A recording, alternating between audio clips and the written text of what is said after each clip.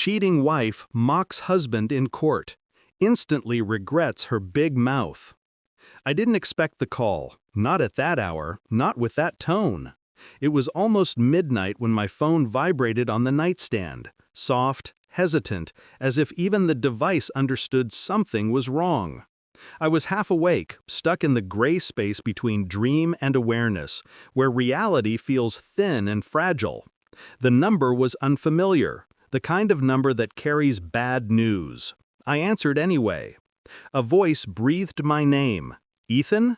A man, young, nervous, like he was confessing to a crime and needed someone, anyone, to witness his guilt. I didn't speak. I didn't need to. Silence, I've learned, is often more revealing than questions. He hesitated before continuing. You should know, she isn't alone tonight. My throat tightened, not from shock, from recognition, because part of me, some quiet, buried part, had known for months that this moment was coming. That truth has a way of bleeding into the cracks, no matter how deeply you bury it. You don't know me, he said, voice trembling, but I thought you deserved to hear it from someone who isn't trying to hurt you.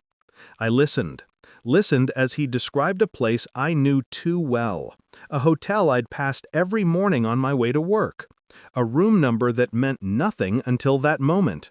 He spoke like a man who had seen too much and regretted every second. When he finally hung up, the room felt smaller.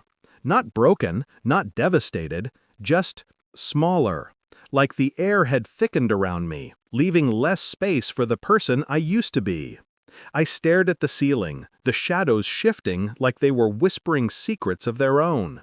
I didn't move, didn't curse, didn't reach for my keys and storm out like any sane person would. No, rage is loud, but clarity, real clarity, is quiet. And in that heavy silence, the truth settled over me like frost.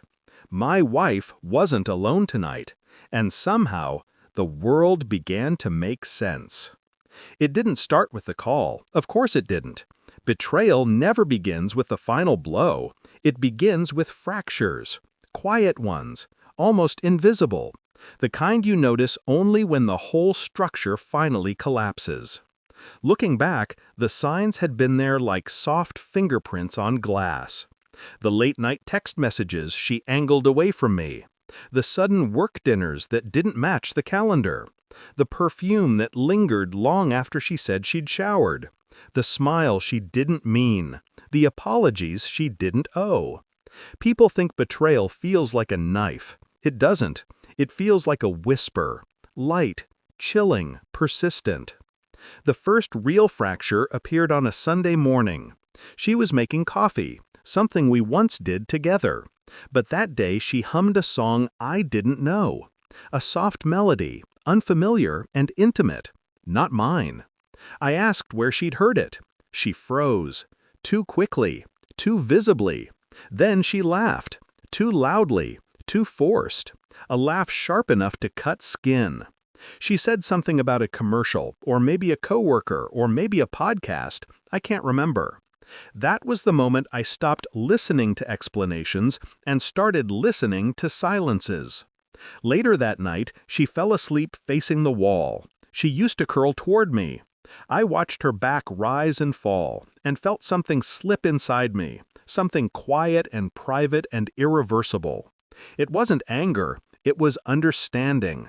Love didn't leave us. She walked away from it. Still, I didn't accuse her, didn't check her phone, didn't ask pointed questions, because I knew something she didn't. The truth always exposes itself, eventually. And when it does, it doesn't need your help. I began observing without letting her know she was being watched. Not her body, her patterns, her pauses during conversations, her sudden thirst for privacy, her new wardrobe purchased quietly, receipts hidden inside coat pockets. Everything she did told me a story she wasn't brave enough to speak. So I took my time. People reveal themselves slowly when they believe no one is paying attention. The first step was subtle. I checked the phone bill. Not her messages, just the numbers. A name repeated frequently. A number saved under something pathetically generic. Work contact. Work contacts don't call at midnight. Work contacts don't speak in soft tones. Work contacts don't send messages at 2 a.m. with no words, just Alexies. Still, I played the part of the oblivious husband. The stable one. The predictable one. The one she believed would never see the shadow forming behind her smile. I watched her unlock her phone with exaggerated caution. Watched her angle her body away. Watched her lock the screen the moment I walked into the room. Meanwhile, I collected information with surgical precision. A screenshot here, a statement there, a timeline charted quietly in the back of my mind. I never confronted her, not once, because confrontation is what guilty people prepare for. No. Silence was my weapon, and patience my ally. The final piece fell into place the night I followed her. Not close, not enough to be seen, but far enough to witness her reflection in the hotel lobby window. She wasn't nervous, she wasn't hesitant, she glowed. And I felt something deep inside me go still. Not heartbreak, not fury, stillness. A stillness so complete it felt like stepping into the eye of a storm. She walked into the elevator with someone I couldn't fully see, and I didn't need to. Truth doesn't require a face. The evidence came in a manila envelope. Not dramatic, not cinematic, just ordinary paper containing the confirmation of an extraordinary betrayal. Phone logs, hotel records, financial inconsistencies, a few blurry photos, unnecessary but brutally clear. I looked at each one with an unsettling calm, the kind that frightens people who expect anger. I touched nothing twice. I didn't pace, didn't breathe heavily. I simply observed, because observation is control. When she came home that night, her face carried the softness of someone who believed they had fooled the world. Her keys jingled lightly, the sound oddly cheerful in a room filled with truth. She smiled at me. I smiled back. Then I handed her the envelope. She blinked. Once. Twice. "What's this?" she asked. I offered no answer. I didn't need words. Words are for the desperate. She opened it. Her expression collapsed in real time. First confusion, then horror, then something raw and unpolished. Fear. She looked at me with wide, breaking eyes, silently begging for a version of me she had already destroyed. I remained still, cold, present, unmoved.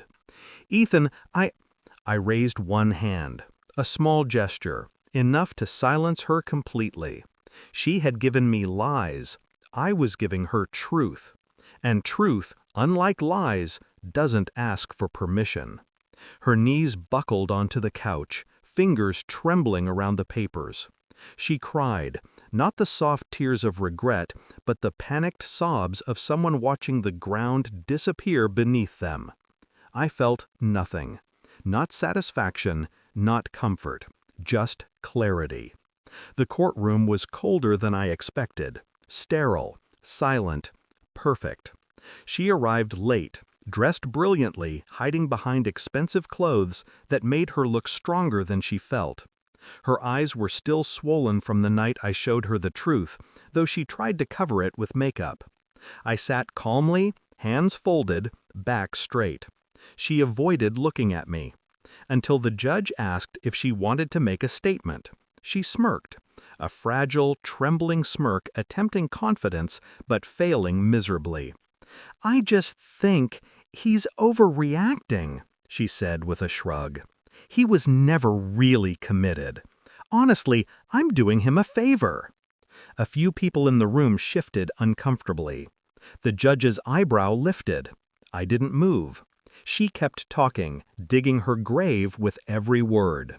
"He works too much, never pays attention, never—" I opened my briefcase, slowly, deliberately, pulled out the second envelope, the thicker one, The one containing the financial transfers, the messages, the hotel reservations under her name, the notarized affidavits from the man who called me that night.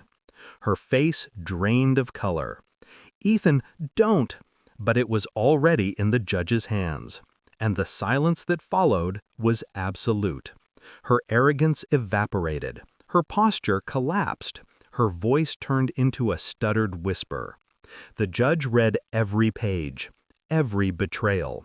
When he looked up, his expression was a mixture of disbelief and disappointment. Not at me, at her. His ruling was swift, precise, decisive. Her attempt to paint herself as the victim disintegrated in seconds. I didn't smile, didn't flinch, didn't celebrate. Her regret filled the room like smoke, choking her more with every passing second. And still, I felt nothing. When the hearing ended, she followed me outside. Not quickly, not boldly. She approached like someone walking through water, slow, exhausted, desperate. "Ethan, please," she whispered. "We can fix this. I made a mistake." I looked at her, really looked, and saw a stranger wearing the face of someone I once tried to love. There were no memories left worth saving, no promises worth resurrecting, no future worth imagining. Only truth, cold and clean. "I'm not angry," I finally said. Her eyes widened with fragile hope. "I'm simply done." And with that, I walked away. No dramatic exit, no final glance, just a quiet step into a life that no longer included her. The air felt different, lighter, uncomplicated. People think revenge is about destruction. It isn't. Revenge is clarity, and clarity is freedom. The last thing I heard was her voice breaking behind me, calling my name, like a plea, like an apology, like a confession. I didn't turn back. Some endings don't need witnesses. Some truths speak loudest in silence. And some betrayals are best left behind without a sound. How could you do this?